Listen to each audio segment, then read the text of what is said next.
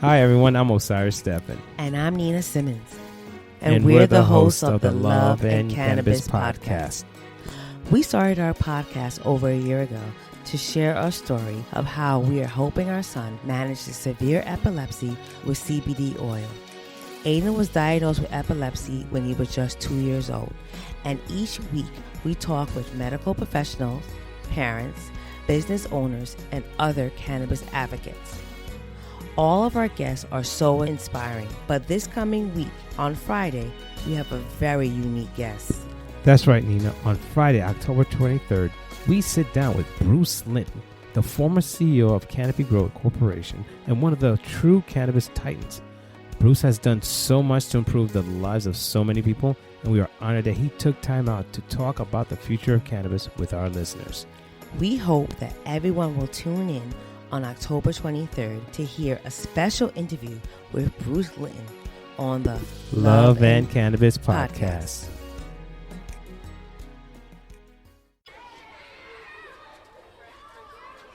For too many years, families of children with devastating illnesses have felt helpless as they watch their child suffer.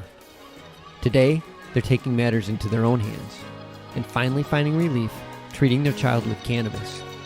These are their stories.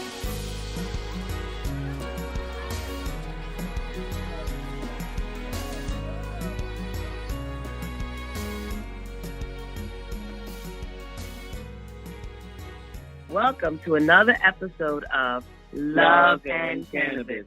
I am Nina Simmons. And I am Osiris Stephen. And we are the proud parents of Aiden Stephen. Hey, guys. Welcome to another episode. Hello, hello, hello. Guys, I mean, tonight is one of those nights where you get to meet some great people and you just look forward to having ongoing conversations because there's so many things that are similar but yet so different. And this is one of those interviews that we're going to have tonight. So tonight we have Shifra and Alexand Klein from Mitzva Wellness, LLC out in California. Yes. Hey, welcome, guys. Welcome. Thanks for having us. Oh, yeah, absolutely. I hope I pronounced everyone's names correctly. Everything's fine? Perfect. I'm impressed. Oh, thank you. So, guys, it's fascinating when we got to talk for a few minutes prior to the show about your experience and what got you into this industry. And the fact that you guys are from an Orthodox community, which was, I found like, wow, that's interesting. I thought with the stigma of cannabis and all these things, I would never thought that you would find people that's in the industry, especially in a community like this. And so I would love you to share your story and really how did you get to where you are now? It's a great question. So, growing up, my husband and I are both Orthodox Jews, and we didn't really have any kind of cannabis education. We grew up in the 80s and, the dare to say no era. Yes. And, it just was off limits. It wasn't something. Alex, did you ever try before, like growing up? No, I didn't. Absolutely not. Yeah, I hadn't either. We never dabbled. I never had a joint. I mean, I saw. We grew up in the say no to drugs era. Who doesn't remember the Ninja Turtles on TV saying, "Hey, grab a pizza"? Same with me. Instead Yes, of- 80s instead of a joint, 80s. and there's such a stigma on it. And Shifra will talk about. I don't know how old you guys are. Did you also are similar experience in the 80s? Oh, yes, I'm an 80s baby. I was born in early 80s. Yes, I'm guilty, but I did experiment. I didn't inhale. Naughty. I didn't. I'm similar to you guys where I listen, just say no. And I didn't dabble in it. I didn't dabble in it. Even people around me were doing it.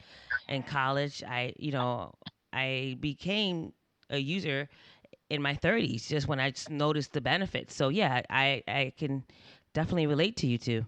Okay, so I'm we out. We had no concept at all. It was just an off limits kind of thing. And, it got to the point when we have 4 kids, thank God. And we had kids fairly fast after we got married. We got married when we were really young. Alex, you were 22. I was 21. And my wife is still young. I'm still young. Yeah.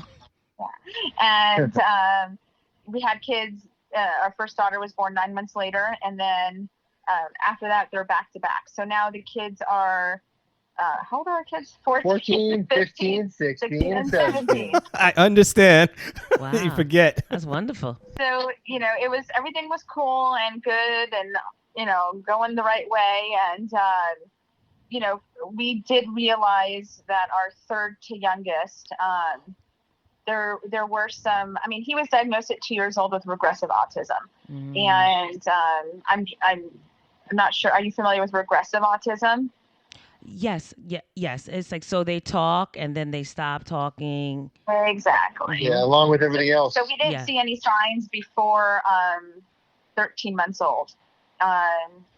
We've gone back into his records. We've spoken with his specialists and his doctors. We've tried to find correlations of what happened. We do know that he is very sensitive to vaccinations, to the point that we could not continue with them. The doctors felt that it was not safe, because every time he had a vaccine, he had a major episode, whether it was seizure activity or, febrile seizures, just, 105 fever, and that couldn't bring it down. We felt helpless. Yeah, it was crazy. It was insane. And it was just months and months. By the time he was, how old? The time he was 2 years old, he had been on 16 antibiotics already. So he was sick with every vaccine. And then it was diagnosed as an upper respiratory infection. And then he was given antibiotics. And then he was sick again by his next vaccine. So whether it's from the vaccines, I don't think it's from the vaccines. I think he probably has some sort of something that, was aggravated by his vaccine schedule. And, we vaccinated all the kids on the same schedule, and he was the one that he just couldn't tolerate it. And he became almost to the point of a vegetative state, from fully functioning, saying 3 to 5 words at 13 months old. He spoke early, he played early, he talked early, he walked early. He couldn't hold his bottle anymore. He lost full motor function.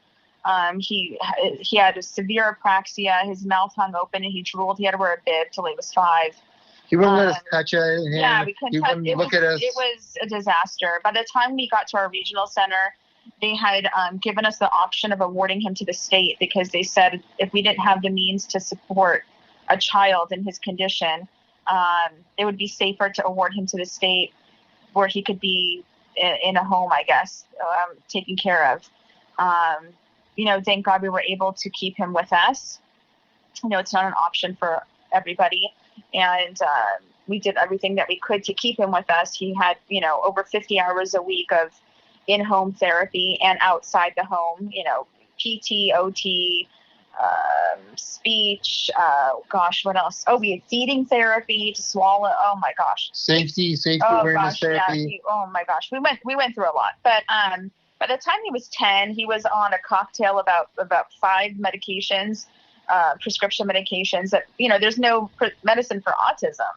There's not that one magic pill, and they just kept giving him stuff that wasn't for autism, hoping that some of those side effects would help him with his stimming or his eye contact or, his cognition and anything. And nothing was really helping at all. And we had really plateaued and hadn't seen progress. He was pushing 11 years old, in diapers, not feeding himself, not speaking.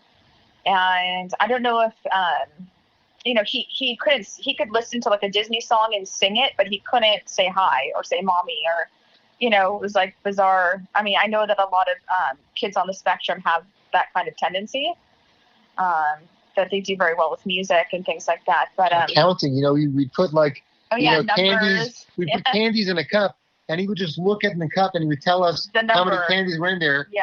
And just, I don't know if you tried to count, marbles in a jar, but he'd win that contest. Oh yeah, he like superhuman math stuff. But it just ended up being that we spoke to his doctors because we were doing online research. And we said, we've tried all these medications and all these crazy therapies. He was in studies at UCLA. And we said, how about cannabis? Like, that seems like it's an option for people.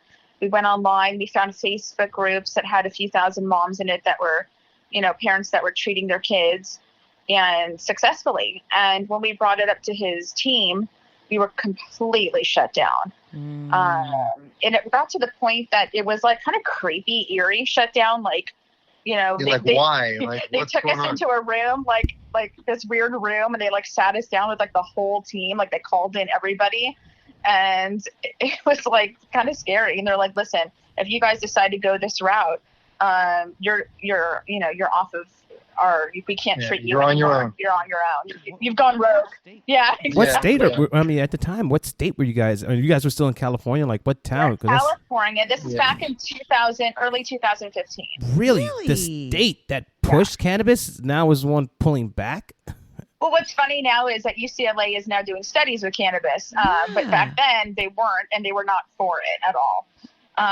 So, this is before there was funding. This is before, there wasn't access to this stuff. And, even dispensaries back then were so seedy, it wasn't like a place you'd want to hang out, where now they're like nicer than your house, That looks like Apple stores. Exactly. I'm like, can we like redesign the house to look like Men? Yeah, right? Some high-end stuff. Some real good furniture. Who's your designer? So Alex, as a dad to dad, going through this, just going back to this, when this all started, like, what was running through your mind while your son was going through this, and your family's like, okay, we have a major issue. What are we going to do? Like, who was the one that was taking control of, let's research this aspect and you do this? How was that devised on your end? Well, I think that, there was a lot of denial at first, where, as soon as the label was put on our kid, the first thing I thought was, no, it's got to be a mistake.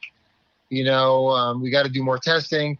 And, I was always a IT person, a technology person by trade.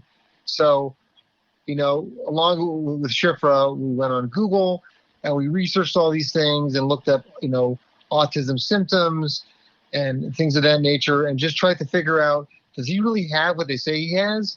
And, maybe it's things similar, so I really felt defeated as a dad. I really felt like, you want the best for your kid. You're going to do whatever you can for your kid. And now here's something that's out of your control that you can't fix. And I'm a fixer. I want to be a fixer as a dad.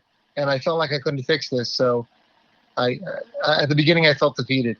And I think that's really what drove us to do what the next step was. Yeah, it does make you feel helpless as a dad, because you feel like that this is my role. I'm supposed to take care of my family. Like, how did this happen? Like, you start to blame yourself. Like, where did I go wrong? There's something I did wrong, the blame of yourself. Because I went through that phase as well. When my son started with the epilepsy, having like 100 to 200 seizures a day, watching him fall left and right, it was just like mind-boggling to go through it. I think one of the most shocking time for me was giving him a bath, and I just turned around a second just to grab a towel, and he has a seizure, and his head's under the water, and it's like, wow. So it's like that those moments. So scary. It is like every day is like a scary moment. So I can imagine. I totally understand what you guys, you were going through as a dad to deal with something like that. Yeah. It was unbelievable. Yeah, it was every day. It was like there's days where he would go days not sleeping. And literally days not sleeping. He would go I think his longest was 4 days at a time, where he was up, all those hours, and then just crashed. But every time we had him in bed at night, it was like, oh my God, we kept him alive another day. It was like, it was like an accomplishment to keep him alive, whether it was just keeping him from harming himself, even, from his violent tantrums and banging his head or biting himself or running in the street. We had to put locks on our front door that are, first we put 2 doorknobs. Remember we had 2 doorknobs? Oh, that's right. And he couldn't figure out. Oh my gosh, you're right. So we put 2 doorknobs. We put one like a regular doorknob, and then we put another doorknob too high. So he, like the arm spans, you need to turn them both at the same time to open the door. So, but then he got bigger than us. And then he figured out, he's like, I can just turn these both at the same time. Wow. We went through crazy stuff because he was like chasing cars. He even escaped from his school. At one point, this was in, I think, 3rd grade. he escaped from his school, and it was they had like 4 like locked gates supposedly, and Wow. he was running down the middle of the street the wrong way in traffic. Oh my God. Um, They say that about like children with As a autism. runner, traffic. like a And actually runner. someone got out of their car that almost hit him and grabbed his shirt, Wow. and saved him. Yeah, again from dad to dad, Osiris, I want you to just picture like you're driving down like a major intersection and you see a kid just walking towards you. It's a well-dressed child that's obviously out of place, and you're stopping your car because you don't want the car behind you to maybe that's not going to be And he got like out you. of his car, Yeah, he got out of his car to in the middle of the street. potentially save our kid. That's awesome. It's things like that, we go to bed at night just happy that he's safe,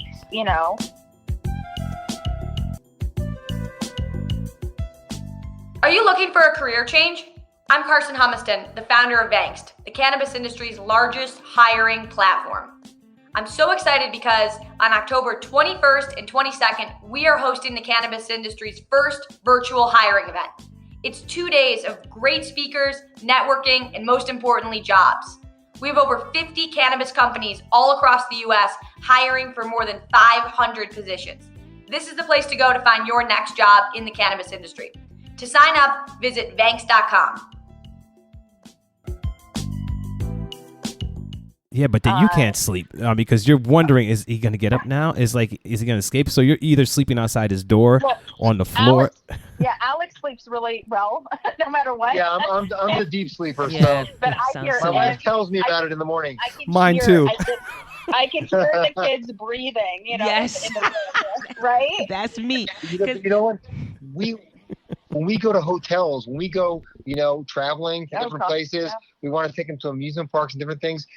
Ask Shifra, she's right here. You can ask her right now. Yeah, I would push the dresser, these crazy dressers from hotel rooms. I'd push them like the Incredible Hulk across the hotel floor to the front door to make sure that in the middle of the night, if he figured out where the front door was, he couldn't open it. Yeah, we've become pretty able to adapt to his needs, but it got to the point where it was just too much, and it was like, what are we doing at this point? And we had to make the decision: are we going to keep going on this route and not see any progress, or are we, we go through the IEP system, the IEP every year, and it's like we're not even changing his goals. It felt like we're going backwards.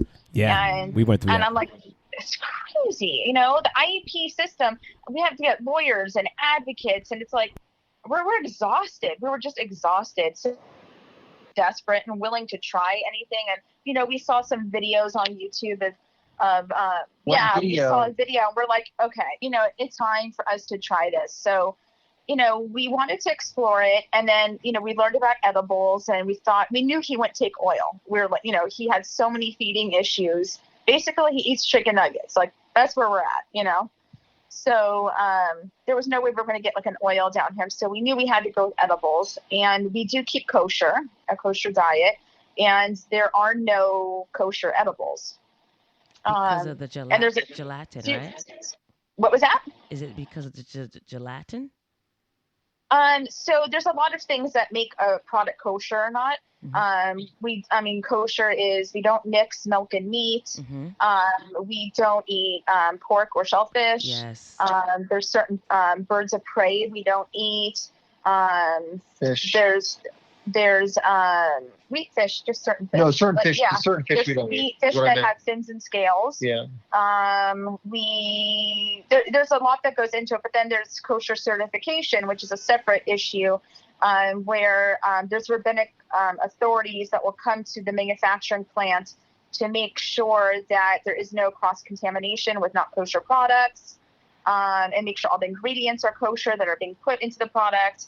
And yes, gelatin is one of those things because gelatin is derived from pork. Yes. Unless it's fish gelatin, which is kosher.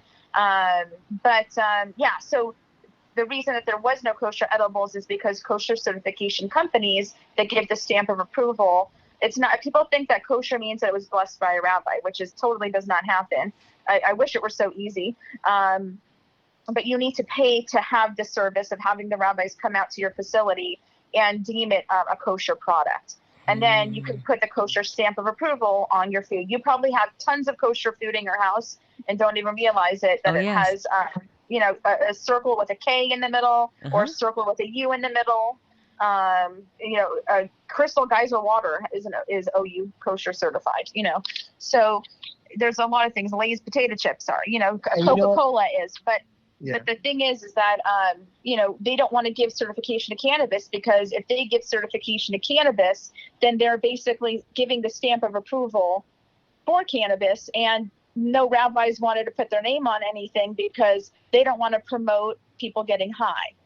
So that was it's a huge stigma in the Orthodox community, and there was nowhere we were going to find kosher. Now, when it comes to medicine or life and death type issues, you can give your child or yourself something that's not kosher.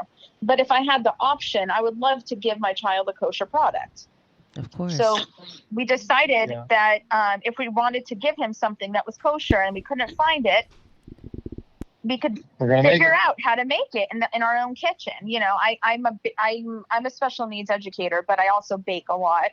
I was selling cakes at a time for a time we had what was the license called that we had in the house? Oh, the cottage. Oh, cottage license. So we had like a little baking business on the side just because I love baking. For the PTA meetings too? What was that? For the PTA meetings? Right, exactly. I know. I was like the most popular mom in school, just saying. Yeah. Like, we want you to bake. Listen, early on, that's what really made me fall in love with Shifra. My food? Well, thank God I can cook then. Wow. Listen, we had our first. Oh, that's right. Thanksgiving. One of the first times that we went out, it was around Thanksgiving. That's right. And Shifra made a turkey and made all kinds of stuff, and I was like, I'm ready, baby. That was like the first time we went out. That's funny. It was Thanksgiving. That's right. I forgot about that. That was a deal sealer right there. It's like, we're getting married. Right. See, I knew what I was doing. It was all planned. No. Listen, she's beautiful. She has an amazing personality. She knows how to cook. You checked all my boxes. There you go. The complete package. I don't know how many boxes of hers I checked. Yeah, right. My boxes. She's still checking off her box for my wife. It's only been 19 years. You got time. Wow. That's true. Oh, that's funny because it's we're going on our 10th anniversary. We've been together for 16 years. Wow. Yeah. Oh wow, yeah. So Congratulations. You know what I'm talking about. Yeah, exactly.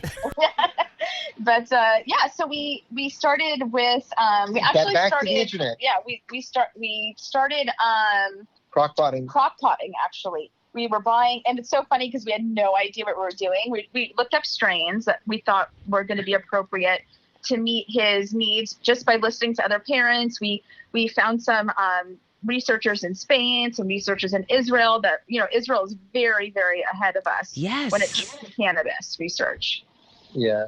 So once we had the strains, I want you to picture, nobody could see me, but if you saw me in the street. He looks like a rabbi, with a big beard. Pretty religious looking guy. Yeah, I saw your picture on Instagram. Yeah, we saw, we're like, wow. Yeah.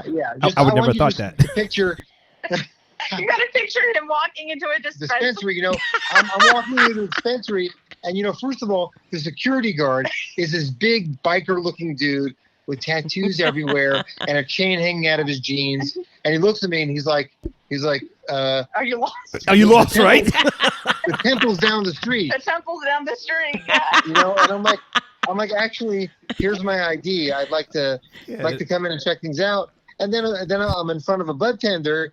And I'm talking, the talk. I'm like, I want an eighth of this. I don't want an eighth of that. I think we started with ACDC. I think that was our first strain. Yes. And then we moved to Canatonic, and then we went to Harlequin, and that was a really good strain. Oh, yeah. Harlequin's awesome. Yes. And then, but it was funny because we didn't know what we were doing, and we were buying top shelf flour to stick in a crock pot. Like, we were spending loads of money on God. Beautiful, beautiful bud.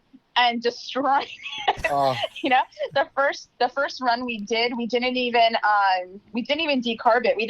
We missed a step. We thought we'd burn it. Yeah. And I don't know. We cooked it too much. We had a lot of experimenting, and the thing is that we were so nervous to give him stuff that We didn't know, how potent it is or anything. So it everything sounds like we you made guys it- tried it first. Well, no, we didn't. We were too scared. We're wusses. We didn't try it, but we sent it in for lab testing. So we were paying for lab testing, and it was coming back, and it was like 0%. Like we were like, what do we do? Right, It was, exactly. As obliterated. So what happened when you were in the dispensary, Alex? Well, it's which one? I mean, I had some pretty interesting experiences going in there because there were some people that were put off. Some people were a little suspicious about me coming in. They're like, is this guy, coming in to like, is there going to be like a shakedown? He's coming in to like, check us out. Spy. Are you CIA? And as soon as I opened my mouth, that really shut all these things down. Yes. I knew what to ask for. I asked a lot of good questions, and when I didn't like the answers, I'd move on to another dispensary and ask my questions there. Because, when people would kind of like push back, like, why are you asking so many questions? It's for our kid. Exactly. I don't care why you think I'm asking the questions. I need to know these answers because we need to make sure that we're creating the correct medicine for our kid. Well, I think another point is, honey, is also that a lot of these bud tenders don't know what to answer. They're not knowledgeable. Yeah, they're more sales than kind of thing. And I think that has Agreed. to do a lot of it. So we're here doing a ton of research, like we're like the FBI learning about cannabis. right. And then we walk in there and they don't know, one strain from another, what terpenes are in there, each strain, or, don't know how to answer us. And sometimes Like, why don't you know this? I think, when we were researching, you're totally right, honey, we Right. wanted to know everything that our child was going to be taking. We wanted to know the experience, what it should be affecting. And I just think people didn't have the answers that we were looking for too. we have to go find the And answers also you ourselves. look weird, so. Getting back to that. Yeah, that was it. Yeah. So Interesting. yeah, so that was the beginning. That was the way beginning. And then once we were on to something and starting to get lab testing back that we were on the right track, that's when we made our first batch of cookies for our son. Yeah, I think we got to the point where we crock-potted for maybe a day and a half, and we were at the point where we were using, for folks listening out there that know about this stuff, we were using cheesecloth, and we were like the real deal. Nice. We were straining our bud, getting it to the point where we're getting every drop of oil out of it. We were using coconut oil. Yeah, we were using Okay. coconut oil, and we really got great looking oil that we were really impressed with. And when we got the labs back, it blew our mind. We were high-fiving. We were Yeah, we were doing a little dance in the kitchen. We weren't high, but we were high fiving. So, what ratio were true. you looking for in terms of for CBD versus THC for him when you? So in the beginning, we wanted to get like a 20-to-1 strain. Oh, okay. Yeah, that's right. For him. We did go to a 3-to-1. We did do a 1-to-1. Mm-hmm. We definitely tried different strains out, and we felt he did very well on the 20-to-1. Okay. We were giving him at one point 20-to-1, and then in the evenings we were giving him a 1-to-1 for sleep. Nice. But then he just, I don't know, after like a little while, I just felt like the 1-to-1 wasn't doing it anymore, and he really didn't need it. But as he gets older and gets bigger, we are definitely experimenting with different strains again. Their body changes, their hormones change. Oh, yes. So we started this when he was, 15? no, maybe it was 2000. It was he was about 11, and 2015. yeah, he was about 11, and now he's 15. So yeah. he's changed so much, like drastically. I mean, he went from this, underweight, tiny little guy. He's now 6 foot, 250 pounds. Yeah, that He's a puberty. big Plus. boy. Yeah. Did you notice that when he was going through his growth spurts, like the seizures were like going, they were just activate, or did you notice that there were things changing when he went through those growth spurts, like Behavior So- changes or yeah? Right. So, okay. So he does not have seizure activity. He only has seizure activity when he was getting those high fevers when he was younger. Okay. So we've done EEGs and stuff, and we haven't caught anything.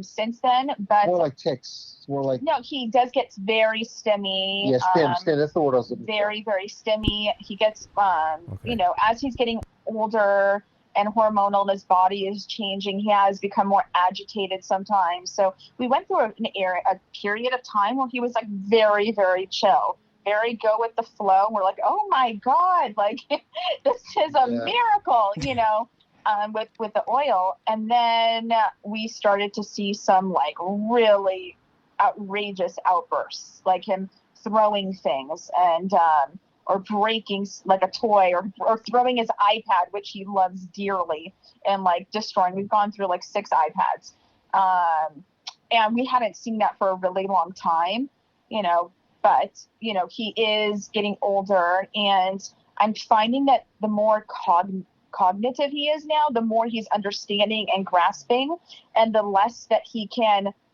express to us but wants to. I feel like maybe he didn't even want to before, when he was kind of like in his own world, like he was cool with it. Now that he's with us, more present, I feel like he gets more frustrated now. Does that make sense? Yes, absolutely. Yeah, because now he's aware. Now he's aware that he wants to communicate all this stuff, and now he's trying to figure out how. Right. Like he hangs out with us now. Like before, we couldn't find him in the house. Like we'd have to look for him because he'd try to get as far away from us as possible. He'll just come and jump on the bed and be like, "What's up?" And he goes, "Hey guys, what's up?" Like I'm like, "Oh, hello." Yeah, our son would run away from us when we came around with those healthy meals. Yeah. It was he didn't want to be touched, he didn't want to be looked at. He'd be in a room with a blanket over his head just so he didn't have to deal with like people looking at him or talking to him.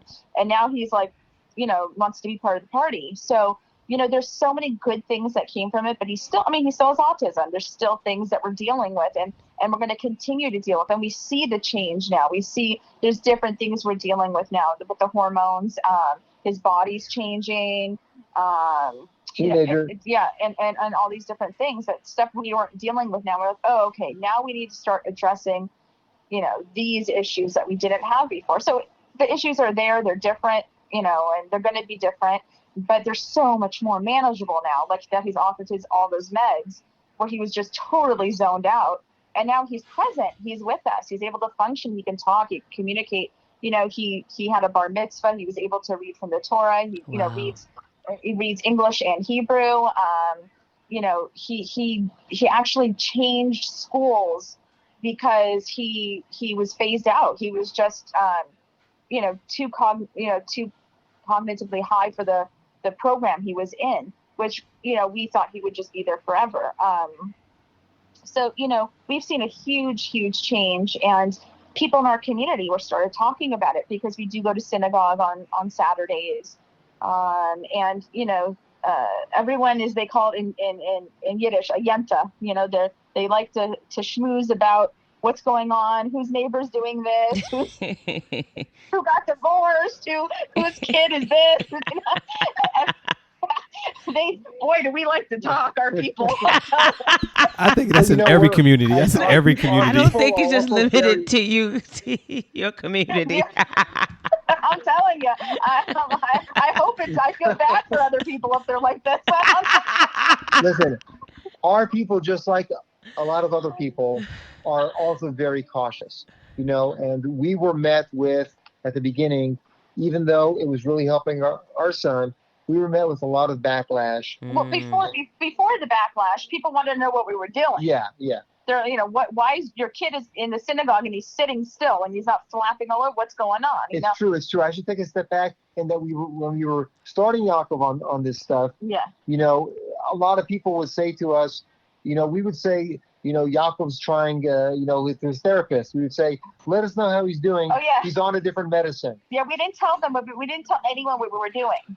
We would told the school he's on a different vitamin regimen, or, we didn't know how people were going to react to it. Ask for feedback. The first time we gave him a cookie, within a few minutes, we saw eye contact from him, and we had never seen his actual eyes. It was like, we would put our hands up like blinders to try to get him to look in our eyes and put our faces right in his face, and he just couldn't do it.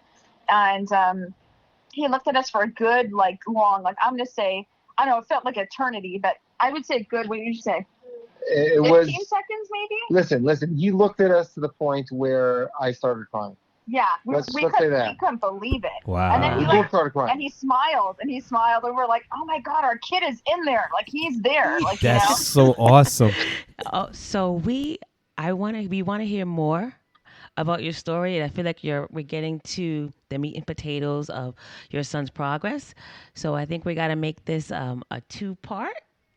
So we're gonna stop this part 1, and we're gonna do part 2. So everyone tune in for part 2 with the mitzvahs, and we're gonna hear more about their son's progress. From Mitzva Wellness, it's the Kleins. This is fascinating. I can't wait for us to do the part 2. So hold on, tune in, and we'll have the second part for you guys. Thanks for tuning in another episode of Love and Cannabis. I'm Osiris Stephen. And I'm Nina Simmons. Be strong and stay empowered.